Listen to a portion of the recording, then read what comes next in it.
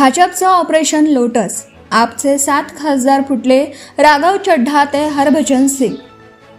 आम आदमी पक्षाचे राज्यसभेचे खासदार राघव चड्ढा यांनी पक्षातून बाहेर पडण्याचा निर्णय घेतला आहे।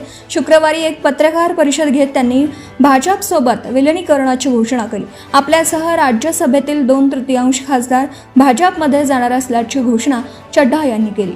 विशेष म्हणजे यामध्ये राघव चड्ढा यांना हटवून राज्यसभेत पक्षाचे उपनेते करण्यात आलेल्या अशोक मित्तल यांचाही समावेश आहे। राज्यसभेत आपचे 10 खासदार आहेत, यातील 3 दिल्लीतून तर 7 जण पंजाबमधून राज्यसभेवर गेले आहेत। आम आदमी पक्ष आपल्या आदर्शांपासून सिद्धांतांपासून दूर गेला आहे, त्यामुळे जड अंतःकरणानं पक्ष सोडण्याचा निर्णय घेतल्याचं खासदार राघव चड्ढा म्हणाले। मी चुकीच्या पक्षातील योग्य माणूस असल्याची जाणीव गेल्या काही वर्षांमध्ये झाली। आता मी आम आदमी पक्षापासून दूर जात आहे आणि जनतेच्या जवळ जात आहे, असं चड्ढा यांनी पत्रकार परिषदेत सांगितलं। कोणकोणते खासदार आप सोडणार?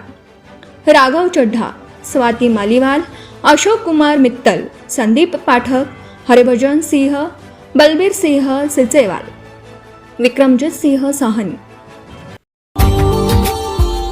Subscribe now and press the bell icon. Never miss an update.